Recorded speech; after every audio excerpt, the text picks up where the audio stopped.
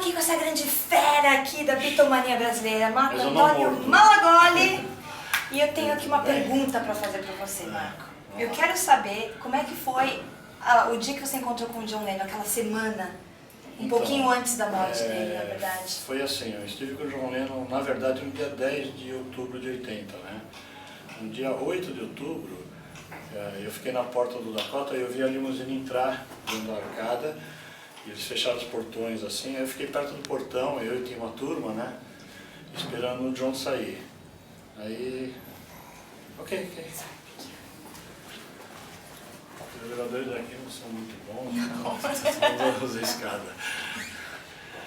Então, aí eu tinha aquela arcada, a limusine entrou dentro, ele fechou os portões e eu fiquei lá esperando ele sair. Quando ele saiu, aí eu entrei no carro, quando ele foi entrar no carro, uma menina que estava do meu lado assim me gritou, Happy Birthday, John. Aí ele saiu assim, tirou a cabeça e falou assim, thank you. Meu, o João falou perto de mim, eu vi ele, não sei o que, eu já posso morrer e tal, né? Aí ele passou com o carro aqui assim, ele fez tchau, eu fiquei falando tchau, falei, nossa, né, que legal e tal. Aí eu tava com um disco do Hard Day's Night brasileiro, que é em vinil, que é os Reis do Iê, e a capa é toda vermelha, o inglês é todo azul. E eu fiz uma dedicatória, Happy Birthday, Marco e todos os seus fãs brasileiros. Eu queria dar na mão dele, mas como ele passou assim não deu certo, eu entreguei na mão do porteiro. E eu tinha amizade com o porteiro, que era o José Perdomo, né? Assim, sempre que ia lá a gente conversava e tal. E aí ele foi embora e eu dei o disco na mão do cara. No dia 9, a gente foi lá e era aniversário dele e do Sean. Então aí eu, como eu escrevi no céu, Happy Birthday John e Sean, com um helicóptero, com um avião lá e tal, no Central Park. E ela e o Sean saíram no teto do prédio para olhar, né? Aí a gente tava na avenida principal e o pessoal começou, chama teu pai, manda teu pai descer. Aí eu chego e grito assim, vai lá na porta que tem uma surpresa. Aí nós corremos na porta que fica na rua 72, nós chegamos lá, saiu um cara assim com um cesto cheio de bolo, aqueles bolos em pedaços, tudo embrulhado, e umas bexigas, né? Sei. Aí foi todo mundo no bolo e na bexiga, cheguei no cara e falei assim, quem é você? Ele falou assim, eu sou secretário do John. Eu falei, quem é você? Fred Simon. Eu falei, você é o Fred Simon? Eu falei assim, pô, é o seguinte, eu deixei um disco pro John. Ah, foi você? Ele falou assim, eu falei, por quê? Eu falei assim, meu, o John não ouvia Beatles há anos. Ele acordou já a 4ª vez que ele botou aquele disco na vitrola, ele não para de ouvir. Eu falei, ela conseguiu isso? Ele falou, você conseguiu. Aí ele queria saber o título do disco, né? Eu expliquei que era os Reis do Iê e tal. Aí ele deu risada, ele falou, vou falar com o John. Eu falei, não tem jeito de você levar eu junto, falar que eu tô aqui para me subir. Ele falou, não, hoje é aniversário dele, é particular, é private, né? Você sabe essas coisas em inglês, é bem, né? Eu falei, tá bom, eu tô aqui, se ele resolver, eu tô aqui. Não, tá bom. Aí fica o dia inteiro lá, não aconteceu mais nada, né? No dia 10, eu estava passando, eu fui comprar os remédios para um amigo meu, eu estava voltando tipo 10 horas da manhã de um hospital com os remédios, num táxi, e quando eu passei, eu estava na rua 71. Quando eu passei pela 72, eu vi que a limusine estava parada em fila dupla. Aí eu falei, vai ter que sair da arcada, passar pela calçada e entrar na limusine. Eu falei, cara, para aqui, corri. Só que assim, eu estava sem câmera, sem gravador, sem nada. Fiquei 2 horas, o cara com o motor ligado, esperando ele sair, nada. Nisso passou um amigo meu brasileiro que ia trabalhar junto com o outro onde eu estava hospedado. Aí eu falei para ele, fala para o Osni vir para cá e trazer a câmera para mim, fotográfica. E o Osni, ele era arquiteto, adora fotografia, então ele veio e falou, e o cara falou assim, pô, o Marco mora há 3 anos aqui, nunca viu o John Lennon. Eu falei, você vai ver hoje? Caramba! Aí eu estava conversando com uma menina, como eu estou com você assim, né? E aí o John veio. Aí a menina fez assim, ela fez assim, eu olhei, o John estava aqui, John, tal, sou Marco Antônio do Brasil, muito prazer, não sei o quê, obrigado pelo disco e tal. Aí ele começou a falar, aí eu perguntei do Double Fantasy para ele, ele falou assim, eu perguntei por que ele nunca tinha ido para o Brasil, ele falou porque ele nunca foi convidado. Falei, então considere-se convidado a partir de agora, você pode até ir para minha casa se quiser, falei para ele brincando, né? Aí ele falou que ia lançar o Double Fantasy, né? Ninguém sabia o nome do disco. Aí ele falou assim, eu já estou gravando um outro disco, eu quero lançar dia 1º de janeiro, para ser o primeiro disco da década de 80. E eu quero sair para uma turnê, que eu quero começar a Olha, até me arrepia você falando isso. Eu também. Eu me emociono quando acontece essa história. Aí ele falou assim, eu quero conversar Japão, Europa, Estados Unidos. Eu falei Brasil, ele falou Brasil. Né? Aí ele falou uma coisa assim que me marcou muito. Ele falou assim, quando eu acabar a minha turnê, eu vou ligar para os outros 3 e ver o que nós vamos fazer da vida. Você tá brincando. Momento histórico. E aí o Osni tava lá, ele filmou, fotografou, o João me autografando, não sei o que e tal.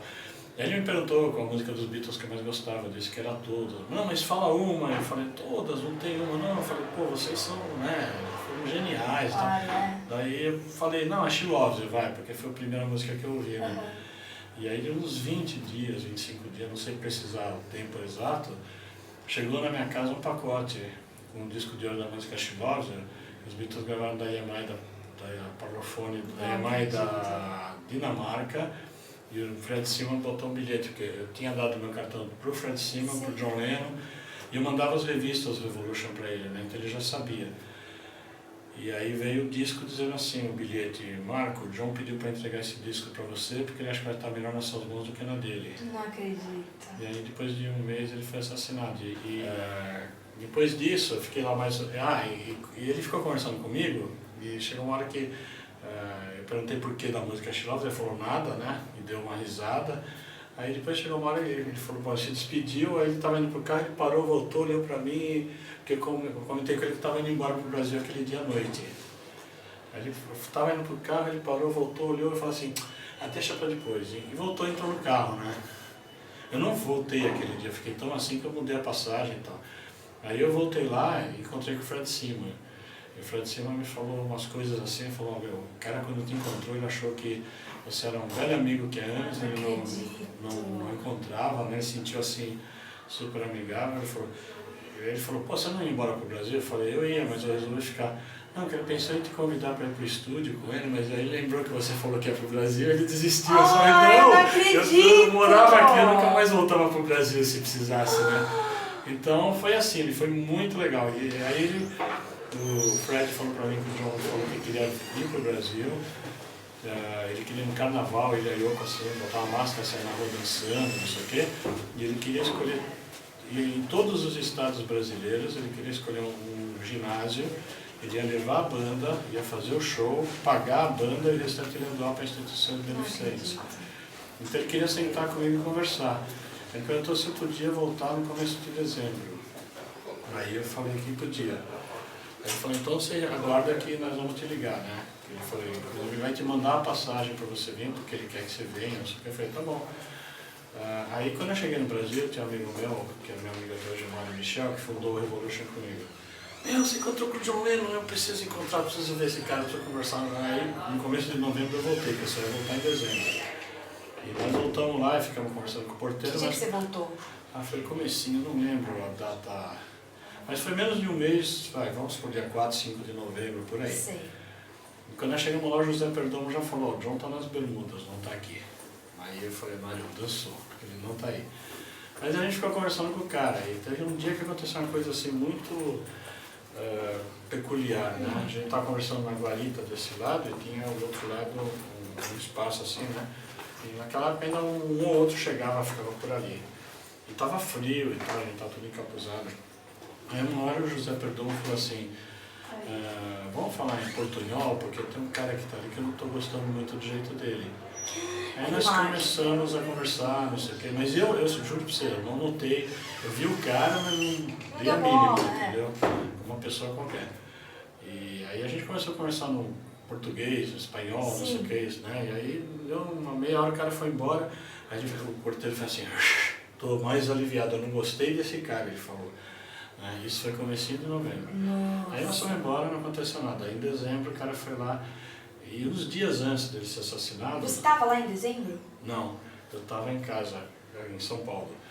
O Fred Simon me ligou assim, não sei, o dia 4, 5 de dezembro, por aí, ele falou assim, Marco, o John pediu para te ligar para você voltar aqui em janeiro, não em dezembro, porque ele não achou que o disco dele ia fazer tanto sucesso assim, e está tendo muita solicitação de entrevista para jornal, rádio, TV, não sei o que, e ele quer que você venha aqui, vocês sentem e fiquem sossegados, sem nenhuma interrupção, para vocês conversarem, não sei o que tal. Então ele pediu se você pode vir em janeiro, eu falei, eu vou a hora que ele quiser, eu falei, não tem problema.